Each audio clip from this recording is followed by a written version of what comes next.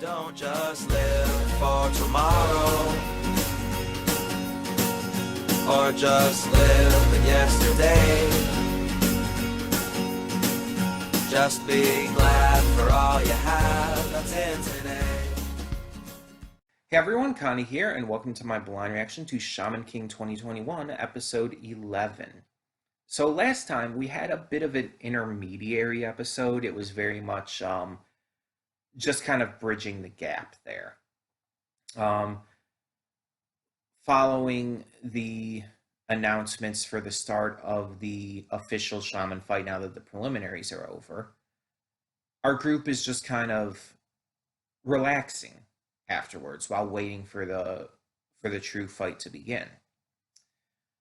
But everybody also needs to do training. And so we get to see everybody hang out for a bit, but then Ren, for example, goes his separate way to accomplish his goals and everything, to work to change things, to put it simply. And that starts by going back to China and confronting his family. Meanwhile, Yo has to deal with these rock and roll Buddhist exorcists who have joined the shaman fight to exorcise the evil spirits. They're ridiculous, and I don't remember them at all from the original series, so I'm wondering if maybe the original series, for whatever reason, cut them out. Like, I know there was more I saw in the original series past the preliminaries, because I know there's more to it, and I saw the entire original series, but I don't remember them at all. I don't. So I don't know if they were in the original or not, but I don't remember them, like, again, at all. And they weren't too difficult to take care of. They posed a very minor problem, and the only reason they even got the one up on Yo is because they caught him by surprise. Otherwise, like, Yo would have made quick work of them, and he still made quick work of them. So as to where we're going next, as to what we're doing next, I don't know. We'll just have to see. Because even based on the original series,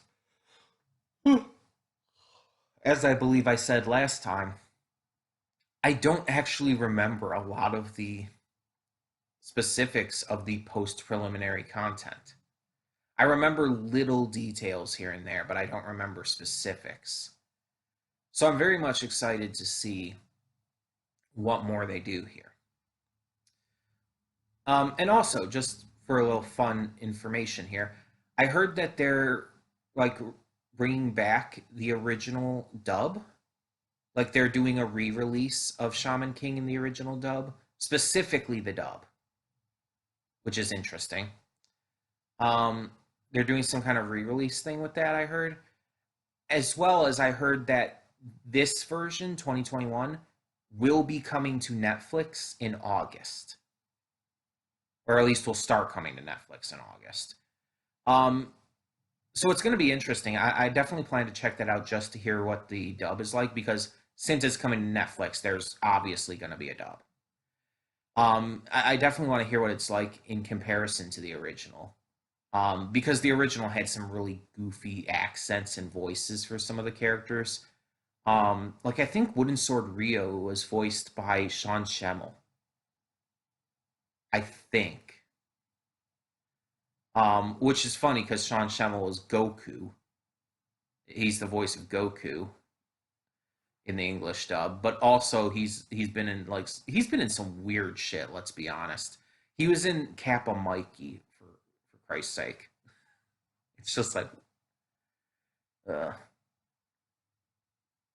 but it's like there were some really kind of ridiculous voices in the original.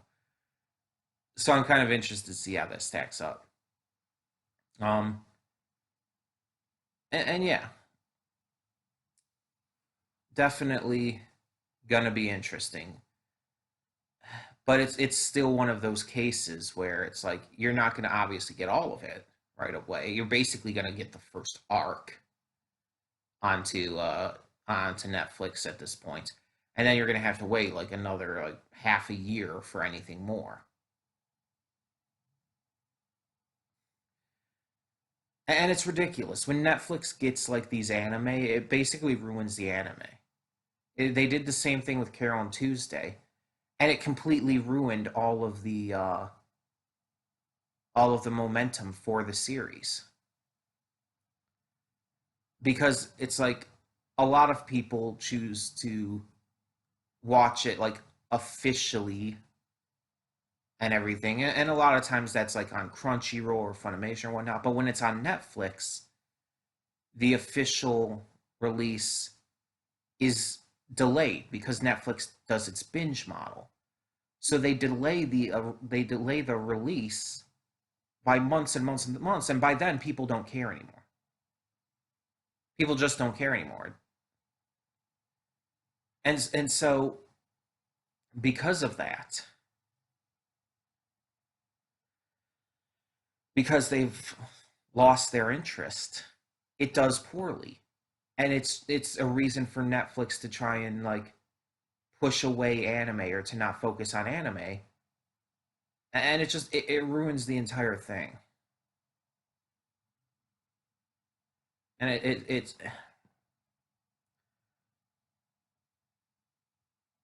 it's literally a setup to fail. It's and the worst thing is Netflix has shown they can release things at a periodic level to a periodic amount of time because um, there's been some stuff I believe they released weekly, and on top of it, there's one thing I know for sure they released in periodic amounts, and that is The Circle season two. It's a reality game show on Netflix. There's a few different versions. I'm talking specifically about the US version. I have seen the Brazilian and French versions though, as well. Um, but in the original, not original, the original is the British version actually. In the US version, um, this second season, which just came out this year, was released a couple episodes every week or every other week or something like that. Um, and it's just like, so you're showing that you can do scheduled releases rather than releasing just everything at once. Do that with anime. So you don't have to wait forever and and ruin the entire momentum for the series just altogether. It's just it annoys me when series like Carol and Tuesday, which is so fucking good, is basically ruined and turned into this um what would you call it, obscure anime because no one's seen it because no one was interested. The viewership for the series overall goes down because of this choice, because of this business model. It actively hurts viewership for that series.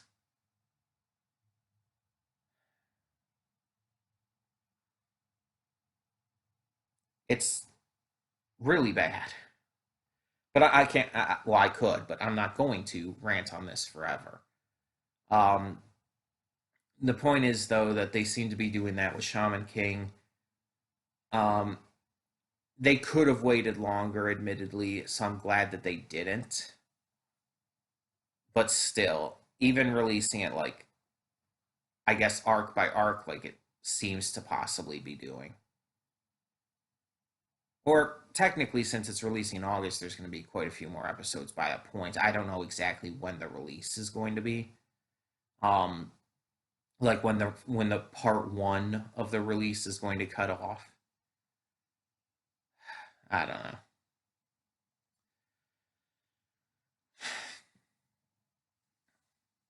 It's just it's a really bad model.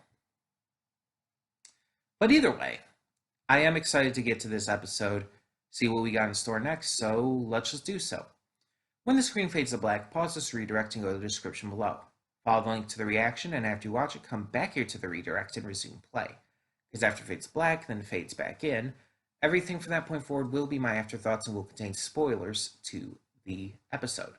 So, that being said, thank you so much for tuning in, and I will see you at the reaction.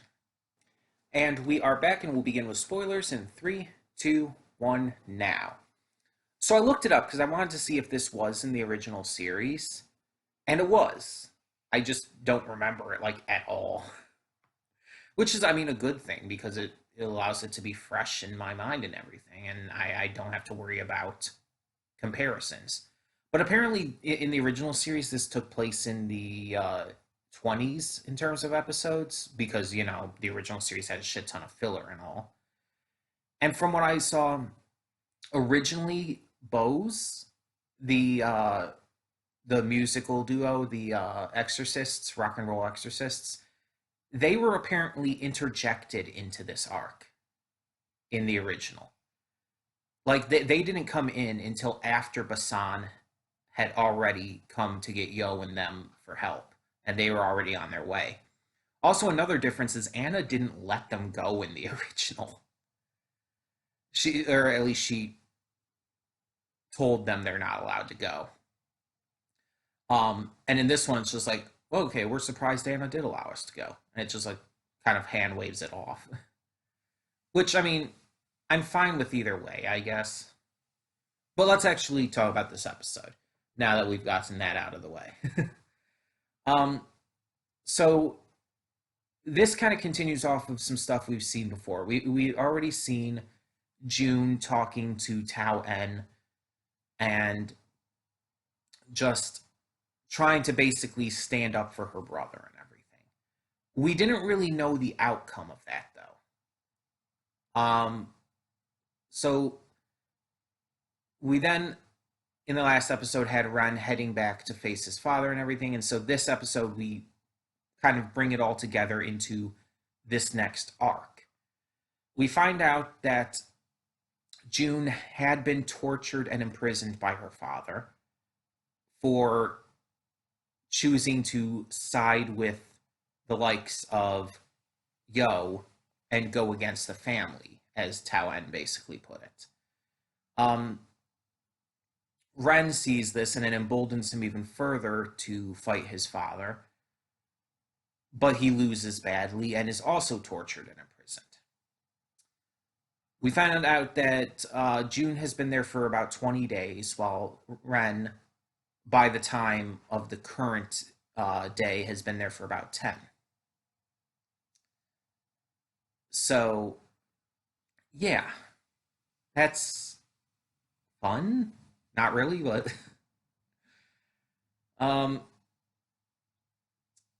Basan goes to find Yo, and like unbeknownst to Ren, and brings him and the others back to help save Ren. But in the end, Ren chooses, instead of leaving, to continue to confront his father in order to help himself, in order to help make up for all of the terrible shit he's done, all of the people he's hurt and killed, for his own sake. And Yo agrees to help him on that as they head upwards through the tower. It's a really good start to this arc. It really, I guess technically last episode would have been the start to the arc, but it really kicks things off well by continuing to make Ren more and more likable, making him sympathetic and allowing us as viewers to connect to him.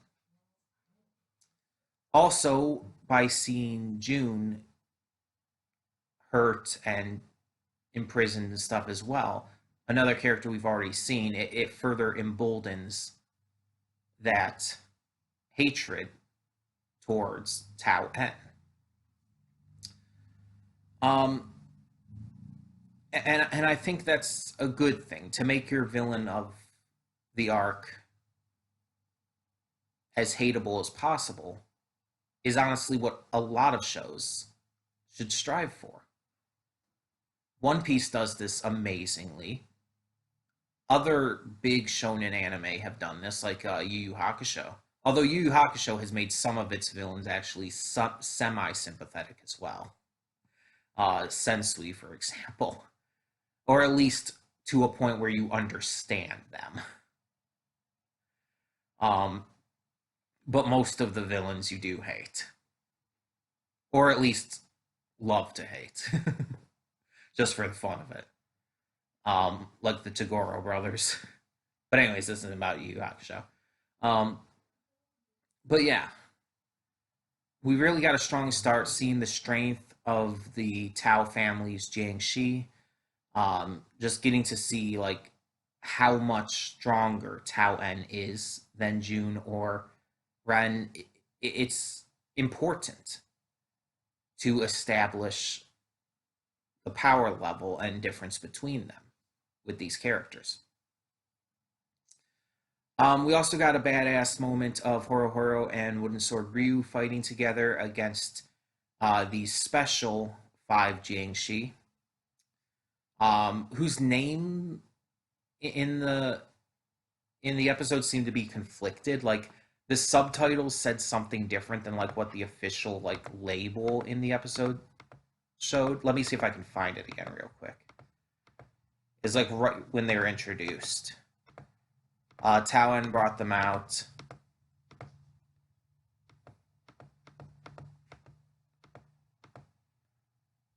Yeah, the official like on-screen labels them as the 5-star corps, but the subtitles say the 5 curse squad. And it's like, why is there that discrepancy? Like the episode blatantly says on screen what they're called, yet the subtitle says it a little differently. I don't know. As I said at the beginning, it's like I got this from a different place than I normally do, so the subtitles might be a little different. And it seems like that might be the case. But it wasn't that big of a deal. But yeah, so we get to see Horo Horo and Wooden Sword Ryu take on them for a little bit before Yo continues down. And I'm very excited for what's to come to see more of just the improvements our heroes have made and will make just kind of on the fly as they fight. um, and again, I don't remember this arc at all from the original, so it's going to be really exciting to see it basically blind. Even though I technically have seen it before multiple times, because I've seen the entirety of the original series multiple times. I don't remember it. I remember all the preliminary stuff pretty well. Maybe not exactly, but pretty well. And I even remember little bits and pieces of other stuff, but I don't remember this at all. But again, I consider that a good thing. Definitely makes it exciting. Um, but yeah, it's very clear like that they're becoming like actual friends here, Yo and Ren. Um, Especially by the end, Ren is taking a lot of Yo's advice and encouragement and stuff, even agreeing to work with him in the end as long as he doesn't get in the way. And Yo is already considers him a friend. um, it's just that simple for him. But I like this because I think I made the comparison in earlier episodes to how a lot of these series will have like a friendly rival character in them. You have Vegeta in Dragon Ball Z. You have Kuwabara in Yu Yu Hakusho, um, and so on and so forth. These rival characters who are very much rivals, but they're also friendly, or at least become more friendly as time goes on, as the series goes on. A lot of anime have done this, and it's fun to see it here too with Yo and Ren, and it really works. And seeing them actually forge this connection and bond works, and I like that. I'm definitely interested to see where this goes. I wonder if June will fight with them, um, since she seemed to be restoring Pylon, and I wonder if Horo and Ryu have even taken care of the 5 star core yet. We'll see next time, though. I don't know how many episodes this is going to end up being, and looking at the original series won't tell me shit because of all the filler and everything and how that just goes in general. Um, I'm definitely interested. Plus, I don't want to look at the original series and just end up finding out any more spoilers about what's to come. Because I'm actually excited that I'm so blind towards this right now. Um, but yeah, I'm definitely interested in seeing where this goes. Because even though I've technically seen it before, I don't remember anything. I'm still just shocked by that. That it's like I don't remember it to this high of a degree. um, and the thing is, I remember Tao En's like appearance and everything. Like I remember him as a character, but only from the appearance. Like I know I remember his appearance, and that's it. Also, when he was first brought in this episode, like obviously he appeared before this, but in this episode, when he first appeared before Ren, just the baby talk was really fucking weird and threw me off. Um, because everything afterwards, he was extremely aggressive and cocky and just terrible. But like for that moment, it's like he was just kind of baby talking Ren, and it's like, what? I've seen villains do shit like that before, mocking the good guys and everything, but it's like it just came out of nowhere, and I just did not expect it. It was kind of hilarious, but also really off-putting. So I don't know exactly what to think of that. Either way, tell me in the comments below what you thought of this episode of Shaman King 2021, and thank you so much for tuning in. For now, I'm Connie, and I'm signing off. See y'all next time.